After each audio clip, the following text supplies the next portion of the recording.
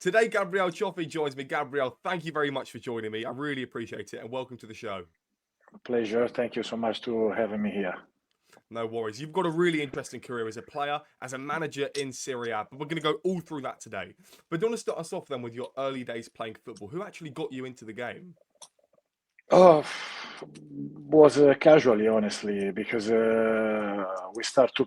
My dad asked me to play some sport. He was a basketball player, a Serie A basketball player, and to go against him, we start to play football.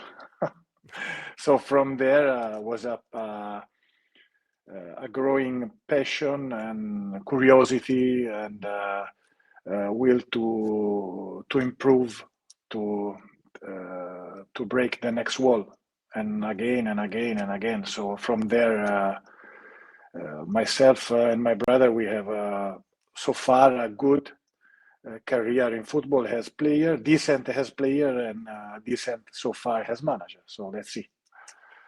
So you obviously in that environment then with your brother and your father, always being in that sporting family. So what stuck out to you then? How quickly did you get into football away from the desire of your dad's basketball career?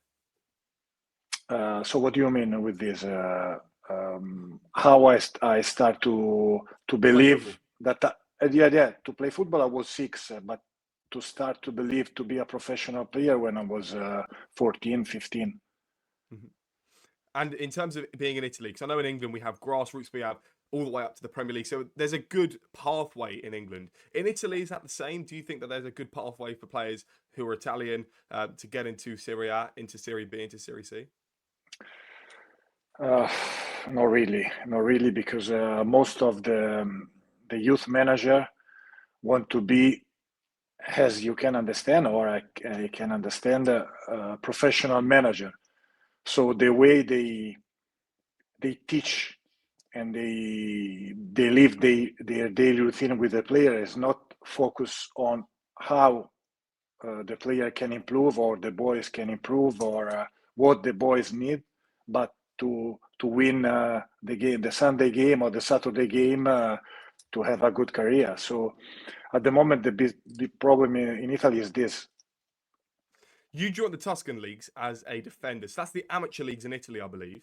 You joined Seste to start off with in your proper career. So to join a men's team in that environment, what was that first step like for you? Natural was easy because at that moment I was one of the youngest, not best. I don't want to say best player, but the one with more potential, and so it was natural from the youth to join the first team. That time was compared to England was a national level,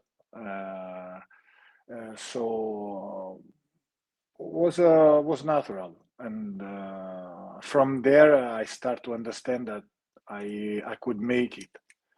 So I start to training more, believing more in myself, and I was a bit unlucky because after 2 seasons in the first team, I had to sign for a Serie B team, but the Sunday I broke my first LCA, and so the deal jumped, and this happened another twice in my career. So wasn't easy, but give me a strong mindset to challenge the difficulties. After you had that experience in the lower leagues, you joined Mantova.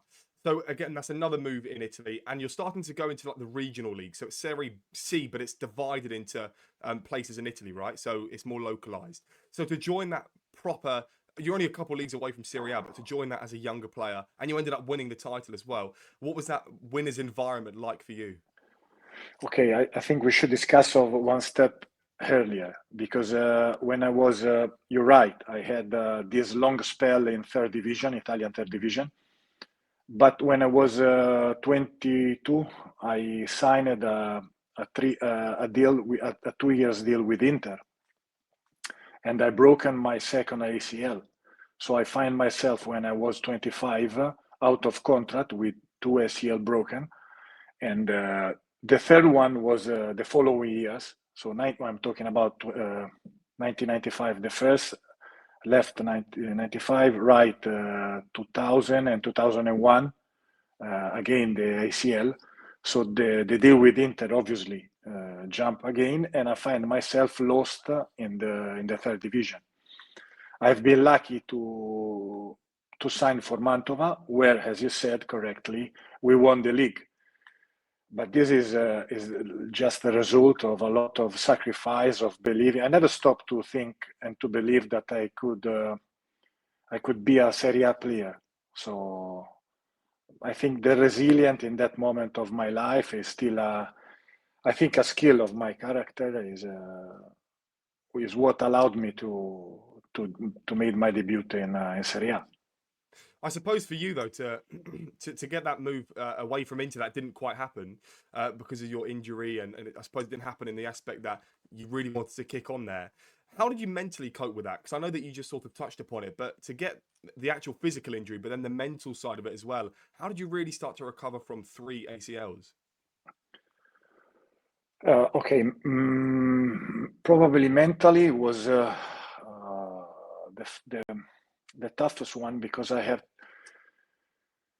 had to isolate myself. So don't think too much. If you look at a boy of 26-year-old with 3 ACL playing third division football, earning, yes, good money, but peanuts for the rest of the life.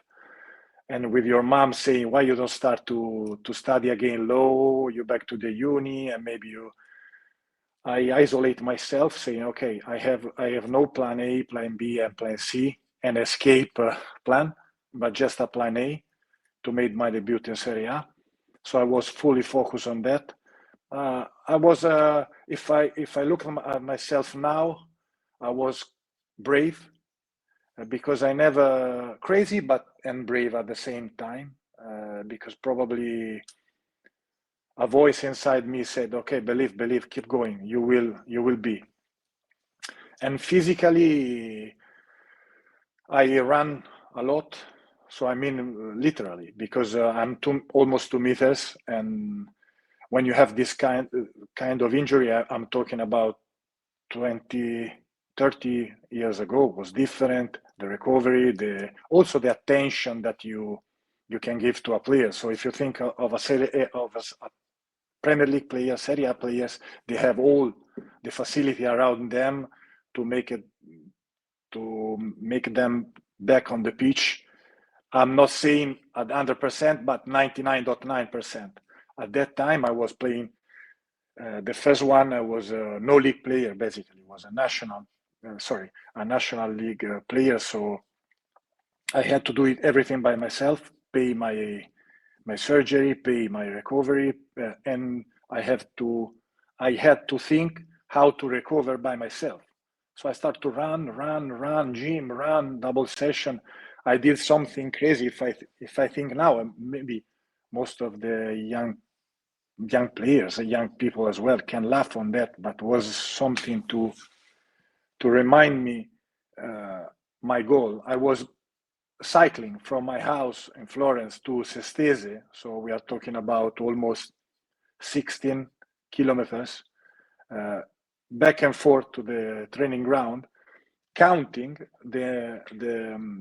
every cycle, every step, to keep my leg, left leg. So the first injury sharp, and because now they have a lot of electronic stuff to wake up the muscle. At that time there wasn't, so it was a matter of was like a mission, not anymore football. And I suppose, because obviously in the top leagues, these players, as you mentioned, they get their things covered. So that's the aspect of football that not a lot of people hear about, that they have to pay for their own medical bills and costs like that. You ended up going to Torino afterwards in Serie B. How did that move come about for you? Well, it was great, because at the end of the season, I was one of the best defender in Serie B. I scored 6 goals, and I had offers from Atalanta and Torino. With Torino, we lost the playoff final. So at that moment when I signed, I was like a trader. Makes sense if I say I trader for the Mantova supporters. But when the playoff final was over, I was looking at just the option who could bring me sooner to the best Serie A level. At that time, Torino had the ambition to play the cup. So I forget completely. I say I'm 31. I can't think about the rivalry between supporters. So I have to think about myself and to do the next step, because I have 2-3 years more to play. And this the Mantova supporters still hate me for this decision, but you know, there is never the right thing to do with supporters. And what was it like to be in that environment? You ended up getting promoted to Serie A, and I suppose that promotion for you is probably one of the highlights of your playing career. Oh yeah, definitely yes, and was natural because in my mind, since I broken my first ACL, or since I start to dream with my brother, uh, and it was something strange to say, but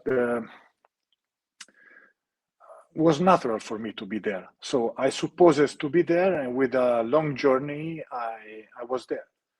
So I even lived. I didn't see my teammate as a top star, or just like teammate normal as when I was in Sestese. So I play with Abbiati, Pancaro, Fiore. So we're talking about players that national team players. They played in Milan, or the other one, the goalkeeper. Taibi played also in Manchester. He had a bad experience in Manchester United, but so I'm talking. Was at that level was a really good team, but for myself was natural. So I just played. What changes behind the scenes when you take that jump up to Serie A? Because I know that better players might come in on higher wages, on paper better players. But for you, did the training facilities change? Did anything change behind the scenes to really get you an established team in Serie A? No, honestly, no, because at that time Torino it wasn't the Torino that is now. So they were promoted. They came from a bankrupt. So Cairo just bought the club the previous season. Cairo is still the chairman there. So they were at the beginning. The Juventus built a new training ground. So we were used to train in the old training ground, the Juventus training ground, and wasn't great, honestly. The gym was average. The dressing room were average. The hotel were 5 stars, so this is not bad. But for the rest, was normal. Not so much different. How did you say goodbye to Torino? Because I know that would have been quite hard to drop down a division away from Torino in Serie A. It was tough because I wasn't supposed to leave the club, and at that time changed the sporting director, and the sporting director had a different agenda. And at the beginning, I was part of the project, but then they had other 2 defenders, and they had a 3-year deal, so it wasn't easy to loan them or to sell them. And I was just I had just 1 year left, so it was easier to push me, and it was honestly it was a nightmare, because I remember every day in the preseason, the sporting director, oh, you have to leave this club in Serie A, this club in Serie B, this, and I say no, because you can't explain to a sporting director your background. So it wasn't about money; it was to be there for another season. And then when I didn't play so basically I dropped in the trap. I didn't play any friendly. I was training on a side. So after a month and a half, I said, okay, I will back in Serie A as manager. So in a polite way, I said bye-bye to everyone. But I suppose it's really hard for you that 1 or 2 people at the top don't want you to be at that club, and maybe that's changing in your philosophy as a manager to this day. Has that changed for you? I mean, if you don't want a player at the club anymore, and you're aligning with the sporting director, how would you deal with a player as a manager now? You deal with people. You don't deal with players. So you have to respect. And unfortunately, football as life is unfair. So you can't be brave to do the right thing, because if you are brave to do the right thing, you have to win every game. Because if you lose one or you draw one, you're out. You are not part anymore of the circus. So I did this. I will speak fairly with my players, honestly, telling that they are not part of the club project, and in the club project, unfortunately, I have to put me in, even if I'm not agree, because you can fight with the club, you can. At least is not an important player, but if he's not an important player for your plan, if you start to argue with the club, the first day of the season start to be a nightmare. So at least you are not a top one. You have to, in Italy we say, you have to eat some, not shit obviously, but you have to eat some poison, something like that before. Makes sense what I'm saying? Yeah, no, I understand Okay, it. okay. I understand it. And I suppose for you, this is the last few years of your playing career, probably before you knew it. But when you are approaching that latter age and you are starting to think about retirement, for you, did you know that you wanted to get into coaching? And did you ever change your approach to try and become a player coach? Was that ever an option for you? Yes, but I always knew that my whole life would be in a 100 per 60 meter or 100 per 76, 75 meters green pitch. So I never thought about became a work in a bank or became an accountant or do whatever, sporting director or no. I always knew that I would die one day on the pitch. So it was natural. And honestly,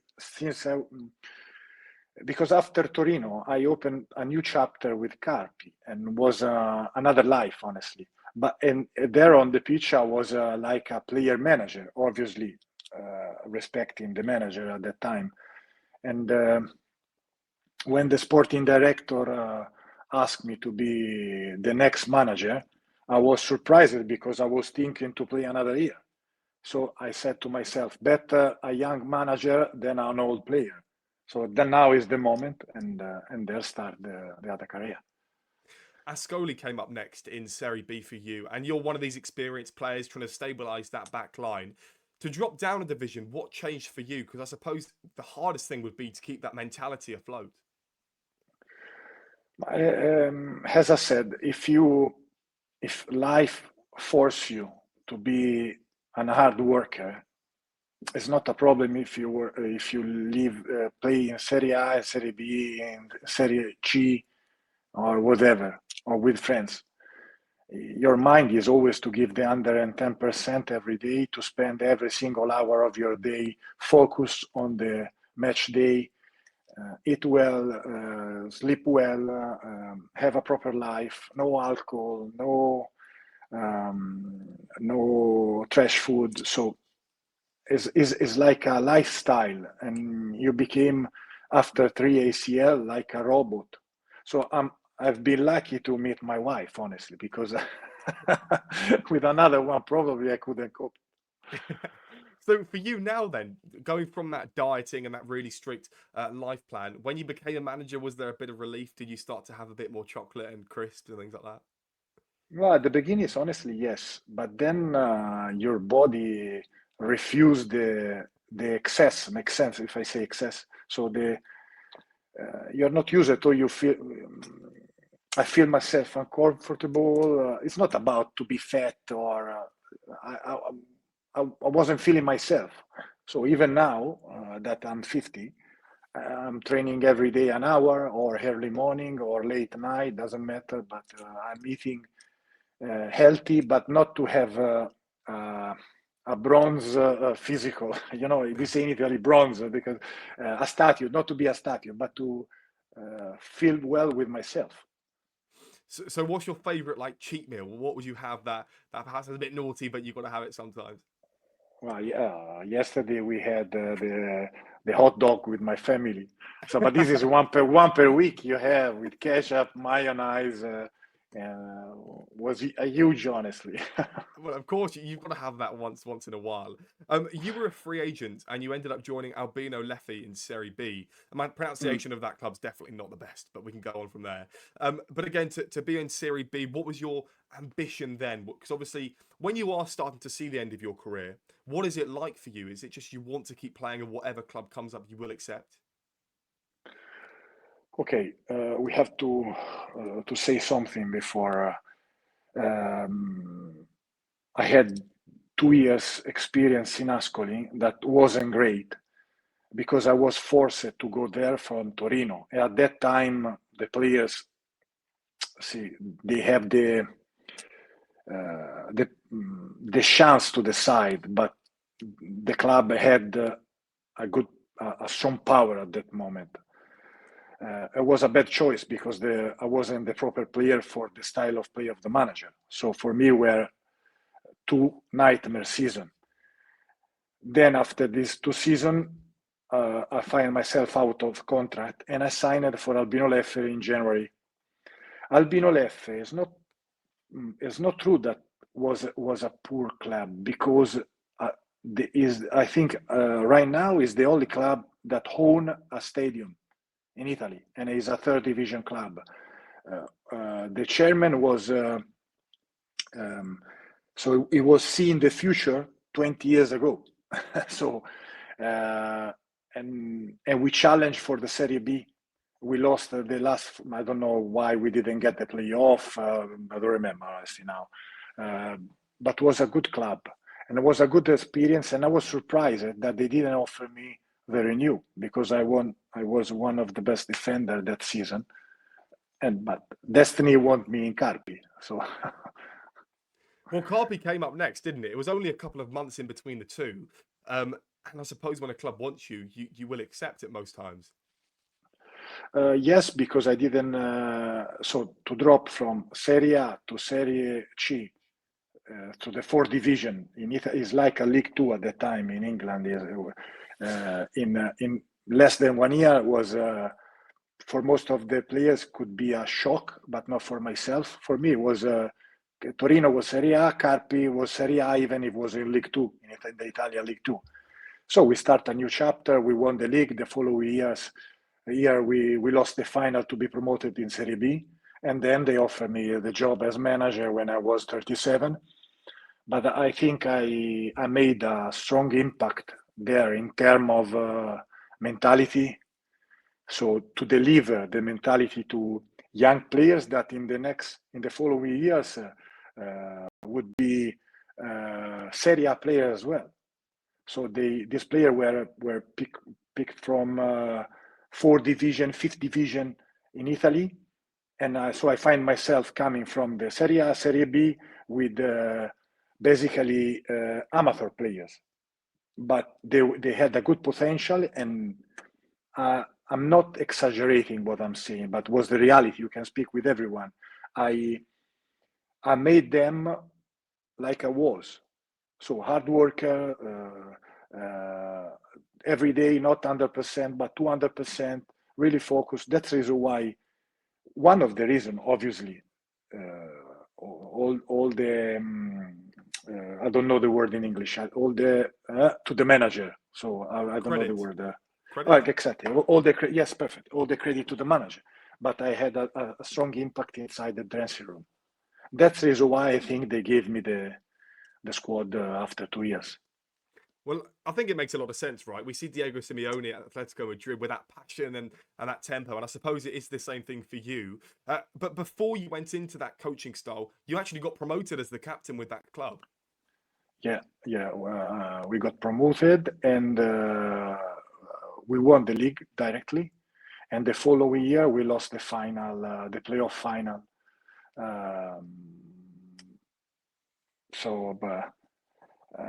Otherwise, at 38, I would be a Serie B player again. So that transition for you then, did it feel normal to transition from a player to the coaching staff and to the manager eventually? Yeah, naturally. Because as I said, I had the luck to manage the same team I was playing for. So I knew all the teammates, they were new players. I knew them, just a couple of new sign, and was easy. That's the reason why we finished the first leg of the season first, best defense of the season, and second top best goal scorer in the league. And then the chairman want to sign 4 or 5 players, and I didn't agree on that because these sign were top sign from Serie B, so would broke the balance of the team. So I start to argue with him because on paper I was the assistant manager, but I was the manager because I didn't have the badge. So I was dealing directly with the sporting director, with the chairman, and we dropped 3 positions because football at the end is a balance of emotion. And if you start to argue, the player feel this, the press start to write, blah, blah, blah, blah. And they sacked me when I was 4th in the league. So no, 21. After 2 draw and 3 defeat. So not a disaster season with a normal team. No one was expecting to win the league. And then when they start to back to play with, obviously, there was an end on this, and they got promoted, but I'm still in touch with most of the players. Funny enough, the assistant manager of that time is now my assistant manager again. So life is funny sometimes. That's nice, though, isn't it? I think it'd be a very nice thing to bring your coaching staff with you. So is that the same for you? Regardless of where you end up, you will bring a couple of, or 1 or 2 people with you? Oh, yeah. Definitely, yes, because it's true that the people around you, if you are a 7 in terms of value and you surround yourself of 8, 9, you became a 10. But it's also true that when you turn your back, probably it's better have a 5.5. I'm not saying that my assistants are 5.5, but it's better to have a 5.5 because you are sure that when the moment comes, you can count on them. They are like column. They will not shake. They will be always on your side. That's good, though. I like the stability of that. So your second role, though, was with Gavaro as the head coach in 2013. So to now transition as a manager, you're starting to get used to being a manager. Yes, and was a bad choice because football is the same everywhere. We were out of the relegation, and the sporting director was thinking that he built a team to be promoted. So we decided to quit the contract, they decided to quit the contract, and they lost 10 games on 11, and they called me back. And I said, no, I'm not your man. I'm not going to be relegated because you mess up everything. And so this was a great experience because as manager, you think that with the team, you can do whatever you want, or doesn't matter if the team is poor or not, if you are poor or not, or vice versa, great and great. But there are a lot of influences around you that can contaminate your work. Sporting director, chairman, press, or agents. So I think it's the same, though, because Sheffield United have done that with Chris Wilder. They've called the guy back for the 3rd time. But I suppose it's with you. You probably thought all sorts of things when they're calling you back up so quickly after they decided to part ways. So what did you actually think? When they called me back? Yes. At that moment, there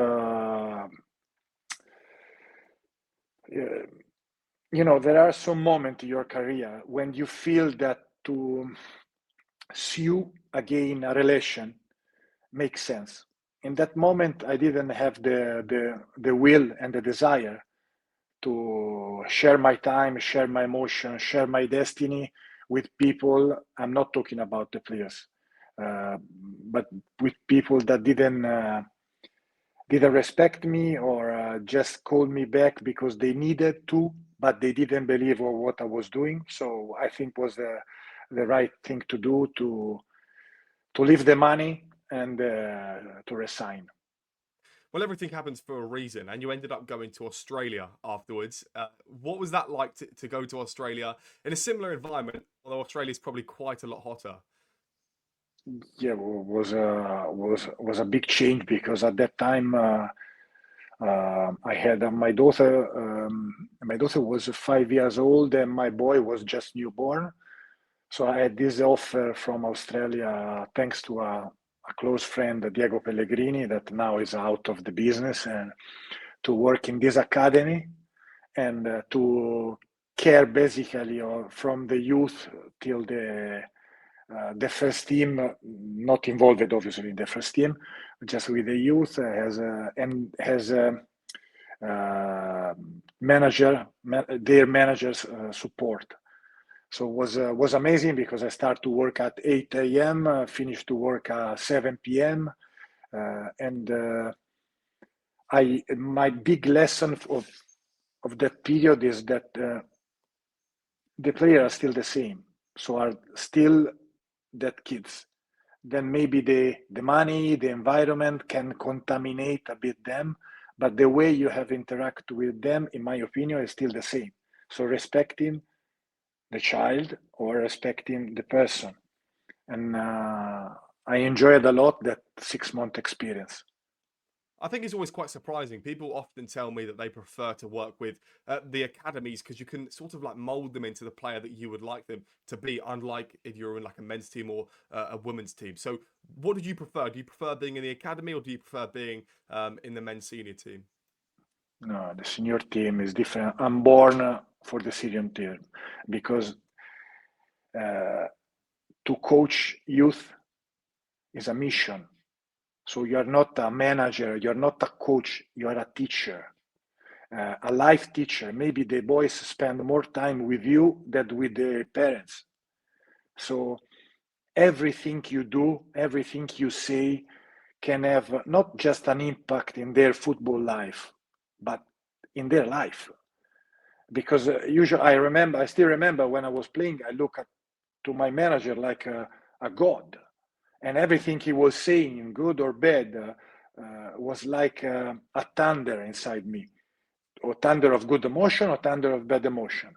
And especially you work with players with a high potential, they already have pressure from the family, from their families. So they pressure from the dad, pressure from the mom. Oh, why if you do this we can afford a new house, blah blah blah. So when they come on the pitch, like they are like a robot.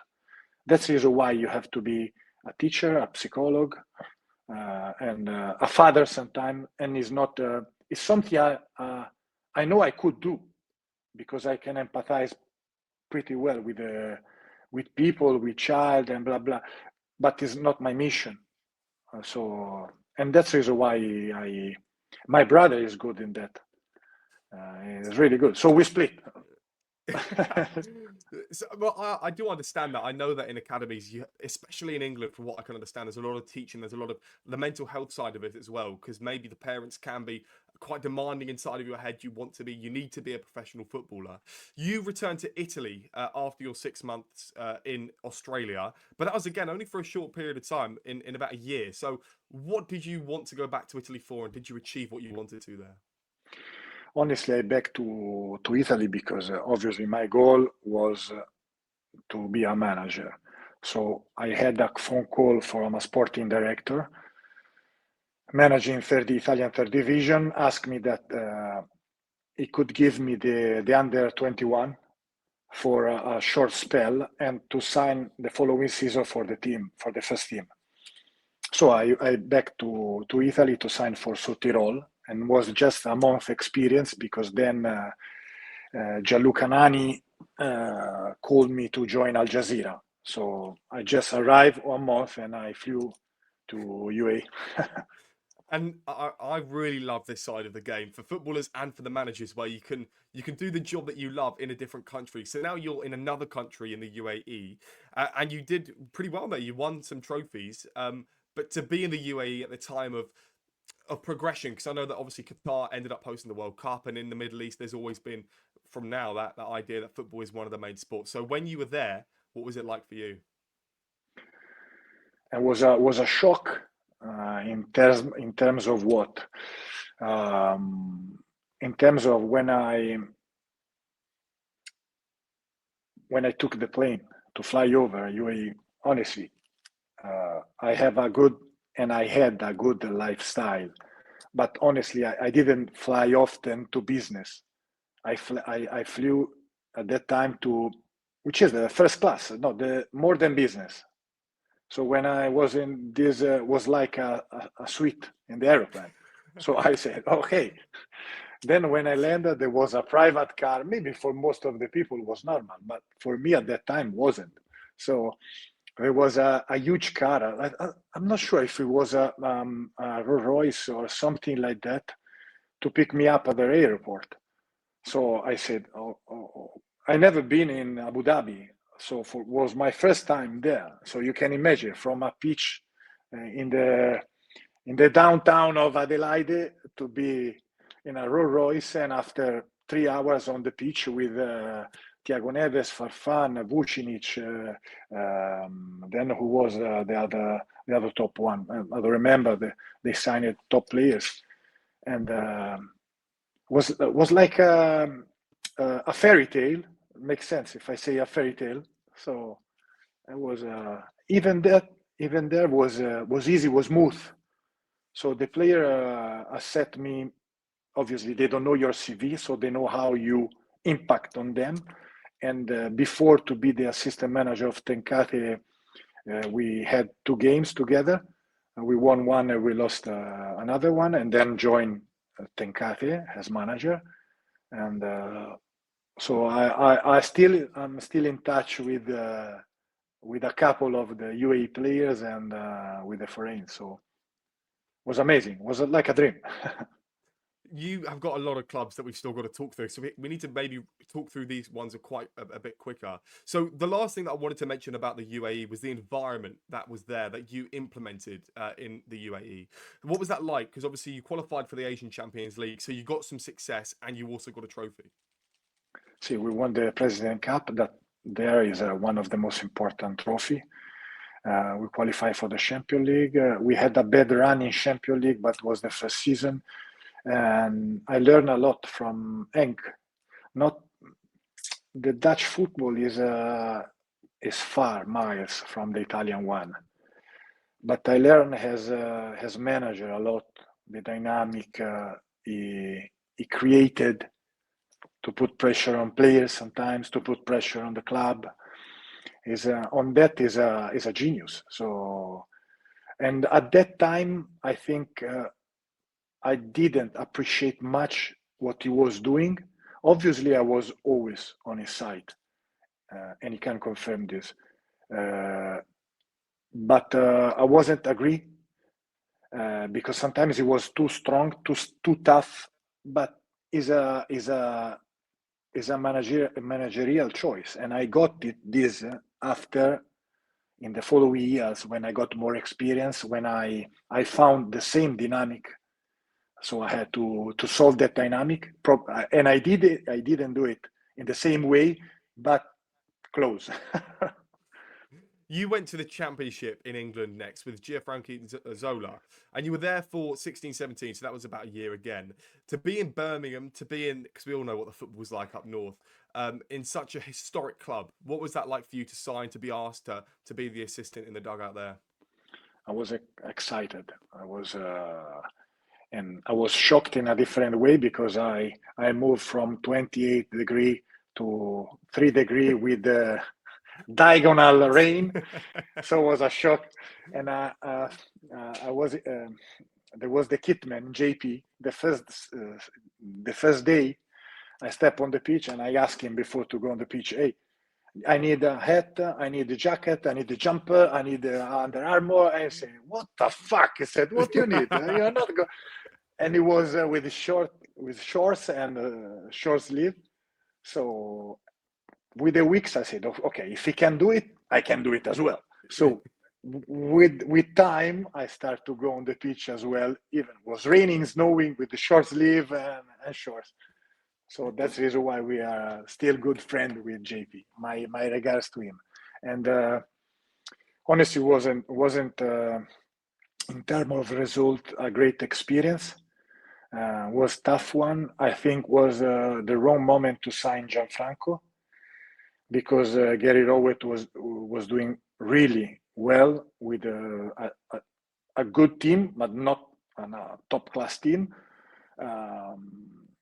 And you know how working football, they cut him and join Gianfranco with a total different philosophy of play, different way to training, and so it was something a disaster. How you say when you say before that the disaster come is something that predicted is a predicted disaster, and was that, even if we were able as staff and to keep good relation there.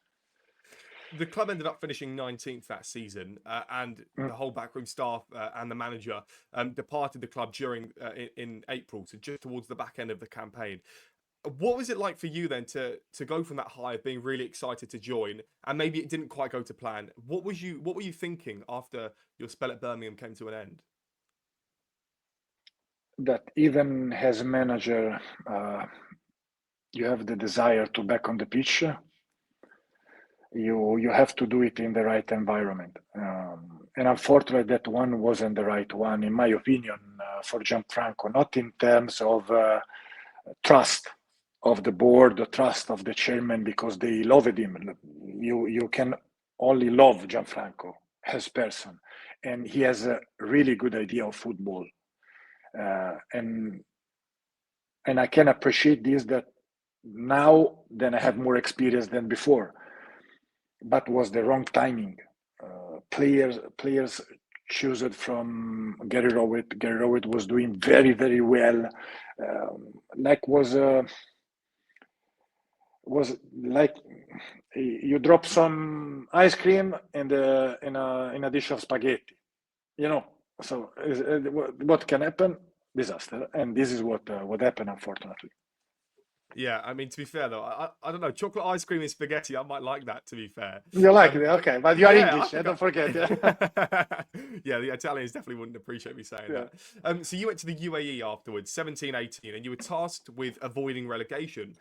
For you, that is one of the hardest challenges that a backroom staff can be tasked with, probably alongside winning the league.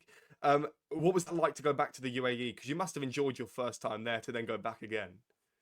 Yeah, definitely. Was one of my goals is to back in. Sorry, you are talking about Al Dafra? Yes. No, or Crawley. Back in Al Dafra was a chance to back in that market, because what I said to myself was, say, after this will not happen again, a job opportunity in England. So come this after, because I had the previous spell was really good with Al Jazeera.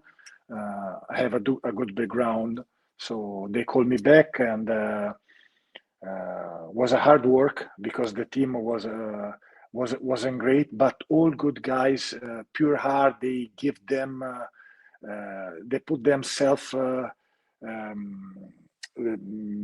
we say, to all of themselves.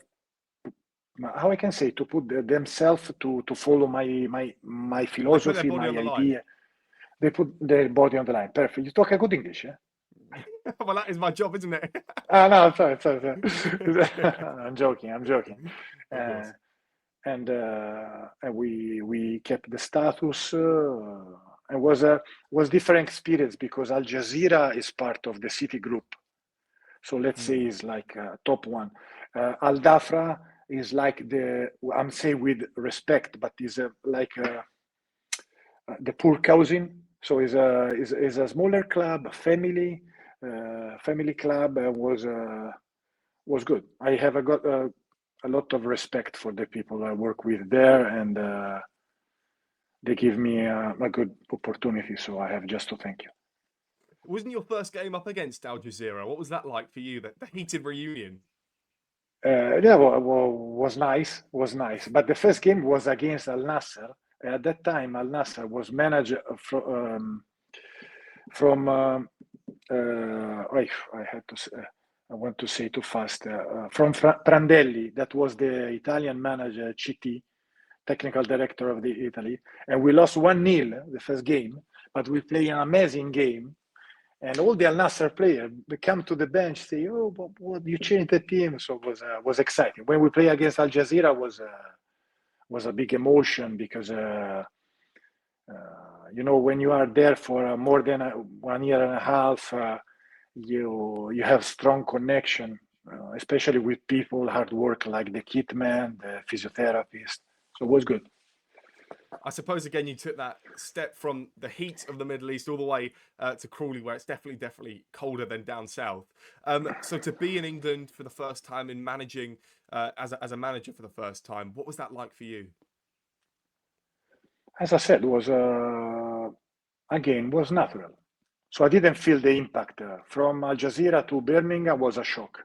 From Al Dhafra to Crawley, no, because it's what I want to do, and it was the only option to join the English football, and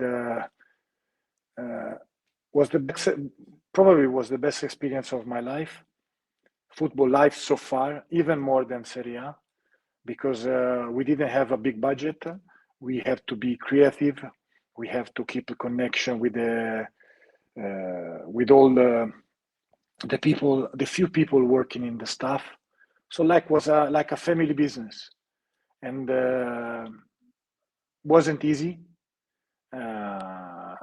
but we did it. We kept the status the first season, and the second season we had a really good spell in the FA Cup, in the Carabao Cup, beating some club records, and unfortunately we ended to a mutual decision to break the contract for two reasons: money problem, and then was starting the COVID. There were the rumors, blah blah blah blah, and then after I stayed in England other 2 months, and I still remember I took the last flight, the Ryanair flight, the last one, to back in Pisa. Otherwise, I was stuck in England for 2 years. Oh, and I would definitely have preferred to have been in Italy in that time. It would have been, although it was quite hot here though. It was very hot in that year. Summer, yes, was a hot summer. Yeah, yes, it was probably the hottest summer we've had in absolute years. So we should get that summer back. You kept Crawley in League Two with 2 games to spare. You ended up finishing 19th, and I suppose it would have been a whirlwind of a journey in that year. But once you are not relegated, because I know that there's a huge gap in finances specifically from League Two to the National League, what was the celebration like for you? How did you really start to come about that you have kept a side up? But honestly, when you keep the status, you don't have too much to celebrate. So it's your job. You are paid to keep the status. I mean, I celebrate the following season when we beat at Norwich, where we beat at Stoke. That was a huge celebration. But that time, can sound funny, but I was already focused on the following season, because at that time Crawley was signing players from National South. Just 5-6 players came from pro football. The other one, they came from no league football or national South, national North football. So we start a lot of scouting on that. And honestly, the CEO and Erden Konyar and the scout Selim, I don't remember his name. They were good on that. To save money, I think they were the best. So for you in that year, though, I mean, there must have been a bit of finances coming in from that Norwich win, but I suppose you weren't thinking about that. You wanted to beat Norwich, and it was a 1-0 win against the Premier League side. And what was the build-up like for you? And obviously at full time, how did you celebrate that win? Oh, I ran, I remember I ran. I celebrated with the players. We took a video in the dressing room, and then I back to the hotel. It was one, no, sorry, 11 p.m., something like that, and I couldn't sleep. So at 2 p.m., I back with my assistant at the stadium. I opened that was everything was locked with alarm. So we opened, we set off the alarm, and we lie lie lie down on the floor, smoking a cigar until 4 5 a.m. And this can sound funny for people that probably won the Champions League or celebrate the World Cup, but the emotion that can give you an unexpected win, David against Goliath, is the same if you win the World Cup, or the emotion are the same. So we enjoy it in that way. You have been at two more clubs, and the one after was Udinese in Serie A with some really, really remarkable players in that squad. And obviously they're linked to Watford. And I don't know if you can see, can you see the Watford team there behind me? So Yeah. for So you then, to be at Udinese, what was that step up for you? You were in Serie A as a manager, but now you're dealing with some really, really high level players. that was easy. The season was really easy because they just needed to be triggered to believe in their dreams. And if you think that of that squad, most of the players they are playing in, for example, Perez, Porto, Molina, Musso, De Paul, Atletico Madrid, Beto, Everton, Deulofeu was played in Barcelona, blah, etc., etc. Now, then there is Makengo is playing in Ligue 1 in France. So I had the luck to manage top players that they wasn't they weren't performing at their level. So they trust what I was doing, and so it was a success for the club. The best average point of the past 15 years was good. You finished 12th place in that year, and Deulofeu is such a brilliant player, and it's a bit of a shame to see how injury sort of affected him later on in his career. But to be alongside him, what was he like? And De Paul, what were they like as I suppose icons of Premier League football, of cup football as well? Sorry, I didn't get it. Deulofeu, you're talking. Yes, because obviously for Watford, he was one of the best players. Oh, well, he was one of the best players in Italy too. Because when you are a talent, you're a talent in England, in France, in Germany, whatever. It was brilliant, and I moved him from the side as second striker. And he was at the beginning, he wasn't convinced because he said, "I play out my career here. Why you came?" And but we had a discussion, and he said, "You came here, you put me second striker. I'm not a second striker." And I said, "Listen, Gerard, we are not scoring. Beto is alone in front. Up front is alone. So we need a player who link him with the team, and you are the only one that can do it. So I'm just give you one defensive duty, and then on the ball, do whatever you want. So move free, move. You will want to go on the left side, go on the left side, right side, right side. Drop to receive the ball from the goalkeeper. Do it, because in any of this movement, you create a superiority on that side, and is one of the best player in the 1v1. So it's easy." And I think we build a good relation, and I'm really sorry for what happened to him, and but I'm sure he will regenerate himself in a different role or position. Well, hopefully he comes back to Watford. That'd be quite nice, wouldn't it? For me, Yeah. anyway. So Hellas Verona, you were in there after Udinese, and I wanted to just briefly touch upon this because your return to Udinese for me was pretty important as well. But the first few games at the club, what was it like for you to get your foot in the door? And obviously, it was a bit of a turbulent time because obviously you were in June, so you would have had that pre-season as well, right? Yeah, you're talking about the second year in Udine, correct? No, Hellas Verona. Verona. Yeah. Verona was the right place in the wrong moment. So basically, I didn't have a preseason because we weren't sure if the ownership would change or not.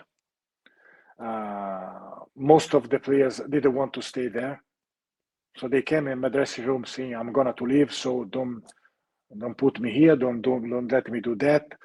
And we lost 7 important players of the previous season in less than 2 weeks.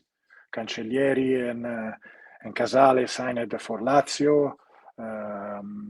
Then Barak, Fiorentina, Simeone, Napoli, and others that I don't remember because Caprari to Monza. So all the players that drag the team the previous season sold. And I find myself with a couple of players that didn't want to stay, and a lot of young players, Terracciano, Sulemana, that they made their debut with me. And so even if we were out of the relegation, there wasn't anymore the trust from the ownership. And so it's the end of every manager when there is no. But they didn't understood well at the time, which was the real problem, because they had a disaster run for 11, 12 games, and then they kept the status just like when you say when two teams at the same point, how I can say in English, when two teams at the same point have a match to keep the status. So basically in Italy, A playoff. 3 teams. Yes, it's not. It's more a play out. Yes, it's a play out. But 3 teams were relegated that season. Okay, 2 were relegated, and there were 2 teams with the same points, with the same goal difference. So they had this play out, and Verona was one of that. And then they kept the status. Then we back to Udine. When I back to Udine, was the right place again. Was the right moment. But unfortunately, something I didn't know, the huge rivalry in Italy is between Udinese supporters and Verona supporters. So when I back to Udinese, I had all the press, or not all the press was ready to go against me, but the supporters, they were all against me. And even if in less than 2 weeks we drew in Monza, that time they were challenging the high table positions. Then we won in San Siro with Milan. We drew 1-1 against Atalanta, missing 1 penalty, 2-0, and they drew just at the 90, 70 minutes. And then I don't remember what we did another result. I had all the supporters against me. I still remember after the draw against Atalanta, I went to the restaurant with my family, and supporters come to me and say, "You are not welcome here. You have to leave. We don't want you." And this, even if we had, if you think that we lost the season, 9 games for a team that the goal of the team that probably was, I'm saying with all the respect of players and club, was not the best that Udinese set in the years. We lost just 9 games, 2 against Inter, 1 against Roma, 1 against Milan, 1 against Atalanta, and we lost Torino, and then we lost Genova, where Inter drew at the last minute. We lost in the last one, we lost against Verona, but we were still out of the relegation zone. But at 4 games to go, they decided to quit the contract. But there was a bad mood of the supporters every week. Well, I suppose it's one of those things, isn't it? It's football, and I suppose as a manager, it's one of those weird things because all you want to do is get that side where they want to be. But look, Gabriele, I really appreciate you joining me today. I don't want to keep you for too long, but hopefully your future is going to entail you coming to Watford somewhere down the line, because I know Watford need a good man. I know Watford need a good manager, so hopefully you can come. Who knows? Who knows? Who knows? God will. God will. Absolutely. Thank you very much for joining me today. To you. My pleasure. My pleasure.